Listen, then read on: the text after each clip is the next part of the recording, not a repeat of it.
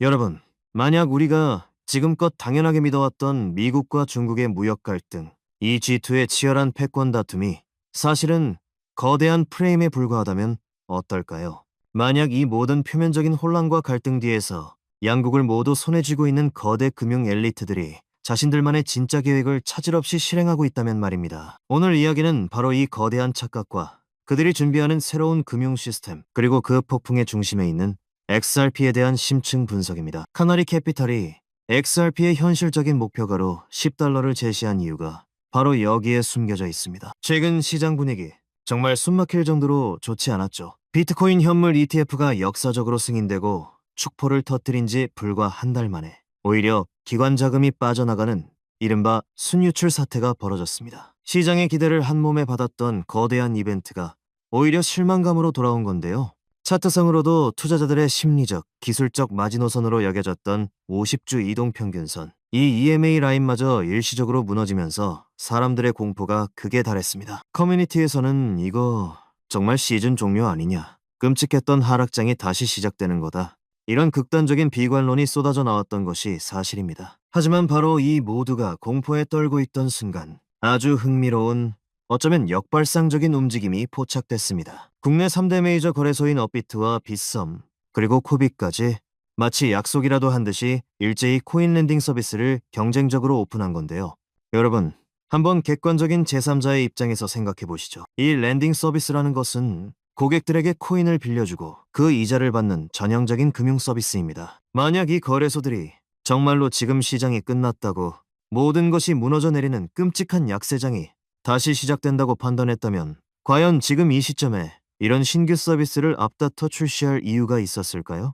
오히려 정반대라는 겁니다. 그들은 지금의 이 하락과 혼란을 시즌 종료가 아닌 또 다른 성장을 위한 건강한 조정, 혹은 기회로 보고 있다는 가장 강력한 신호인 거죠. 이것뿐만이 아닙니다. 늘 시장의 공포와는 반대로 움직였던 비트코인 맥시멀리스트 마이클 세일러 역시 우리는 계속 매수한다라며 추가 매입을 예고하고 나섰습니다. 개인들은 공포에 던지고 기관들은 그 물량을 조용히 받아먹고 있었던 겁니다. 이런 거시적인 흐름 속에서 오늘 우리가 집중해야 할 핵심 자산, 바로 XRP에 대한 매우 중요하고도 구체적인 분석이 나왔습니다. 카나리 캐피탈의 CEO 수호 스티븐 맥클러그가 입을 열었는데요.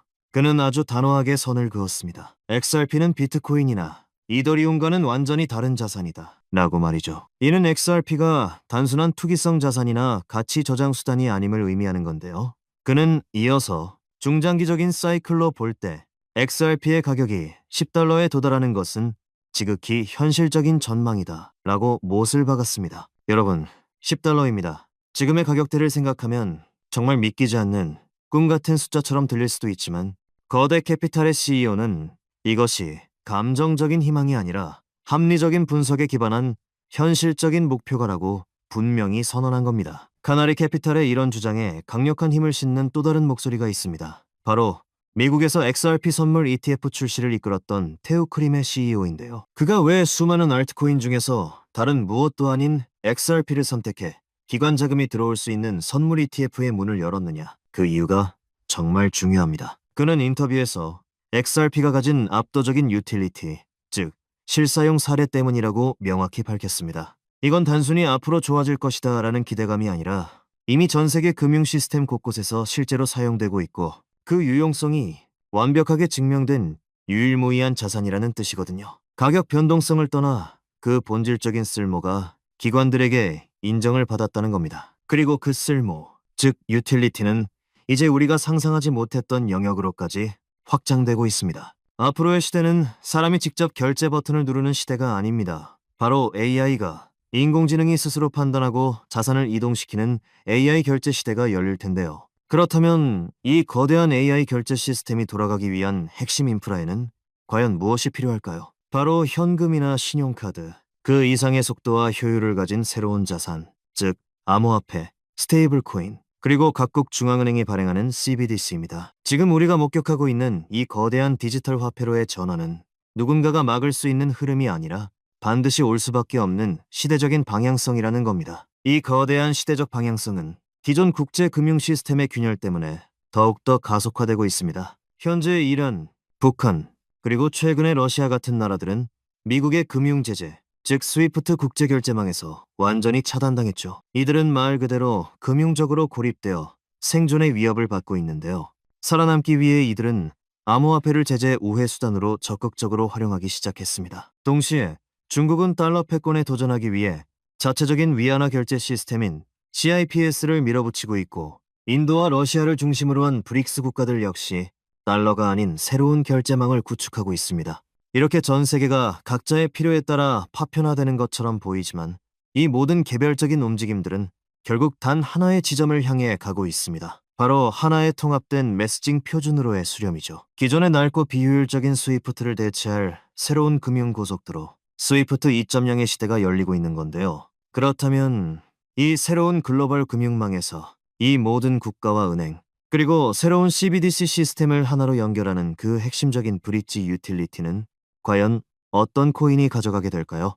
사실 정답은 이미 정해져 있습니다. 바로 여기서 우리가 이 영상의 서두에 던졌던 가장 중요한 질문으로 돌아가게 됩니다. 대부분의 사람들은, 그리고 대부분의 언론은 미국과 중국은 철천 지원수처럼 싸운다고 말합니다. 미국은 CBDC를 반대하고 중국은 주도한다. 미국은 달러, 중국은 위안화. 이렇게 세상을 흑과 백, 두 개로 나누는 흑백 논리와 이분법적인 사고로 시장을 바라본다는 겁니다. 하지만 오늘 저희가 드리고 싶은 말씀은 이것이 우리가 보도록 허락된 표면적인 프레임에 불과하다는 겁니다. 실제로는 그 뒷배에서 이 모든 것을 설계하고 무대 위에서 양국의 지도자들을 연기하게 만드는 거대한 금융 엘리트들이 하나로 연결되어 있다는 거죠. 믿기지 않으신다고요? 첫 번째 명백한 근거를 보여드리죠. 세계 1위 자산운용사, 미국의 심장부 월스트리트 그 자체인 블랙록입니다. 그리고 세계 1위의 암호화폐 거래소, 중국계 자본의 상징과도 같은 바이낸스죠. 이 둘은 우리가 아는 프레임대로라면 서로 총을 겨누고 싸워야 정상이 아닌가요? 하지만 현실은 정반대였습니다. 블랙록은 놀랍게도 바이낸스의 자체 체인인 BNB망을 기반으로 하는 새로운 펀드를 신규 발행하기로 약속하며 두 손을 맞잡았습니다. 미국의 1위와 중국의 1위가 서로의 이익을 위해 너무나도 자연스럽게 협력하고 있다는 이 명백한 사실.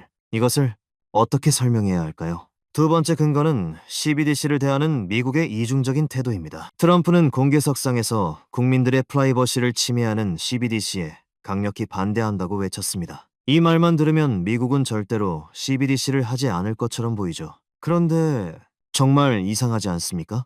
그가 그렇게 프라이버시를 외치는 동안 정작 프라이버시 코인의 대장격인 지켓시 같은 코인들은 기관들의 조용한 채택을 받으며 수천 퍼센트 폭등했습니다. 이건 정말 아이러니한 상황이죠. 미국이 정말 CBDC를 안 할까요? 천만에요.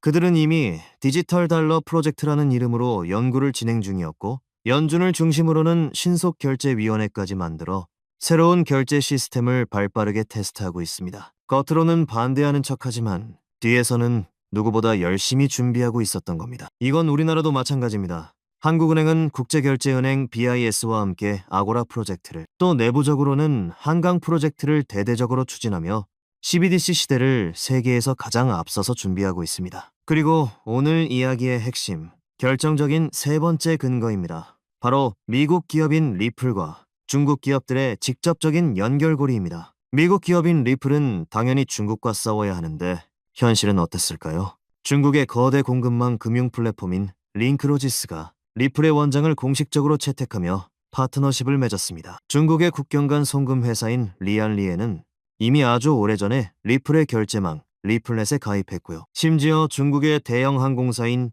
위투어는 자사 고객들을 대상으로 XRP 결제를 공식적으로 채택하기까지 했습니다. 미국과 중국이 정말로 적대적인 관계라면 금융과 경제의 핵심 인프라에서 도저히 일어날 수 없는 일들이 너무나도 버젓이 일어나고 있는 겁니다. 이 모든 흩어져 있던 퍼즐 조각들을 단 하나의 그림으로 맞춰주는 존재가 있습니다. 바로 스탠더드 차타드 은행입니다. 이들은 놀랍게도 무려 2016년에 이미 리플의 잠재력을 알아보고 전략적 투자를 단행했던 곳인데요. 그런데 더 놀라운 사실은 이 스탠더드 차타드 은행이 방금 말씀드린 중국의 공급망 회사 링크로지스에도 똑같이 투자를 했다는 겁니다. 이제 감이 오시나요?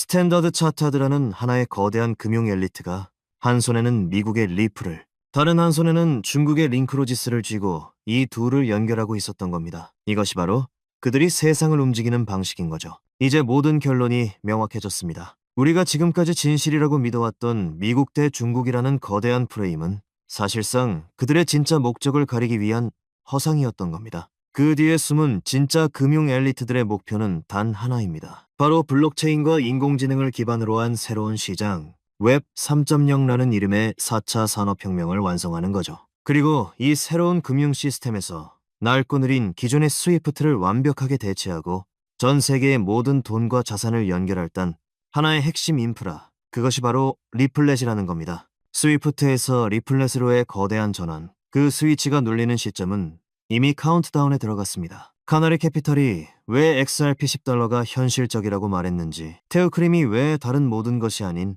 XRP의 압도적 유틸리티를 선택했는지, 이제 모든 퍼즐이 맞춰지고 있습니다. 우리가 지금 이 순간 시장의 단기적인 흔들림에도 불구하고 XRP에 대한 가치 투자를 꾸준히 이어가야 할 이유가 바로 여기에 있습니다. 오늘 준비한 소식은 여기까지입니다. 오늘 영상 유익하셨다면 구독과 좋아요 한 번씩 부탁드리고요.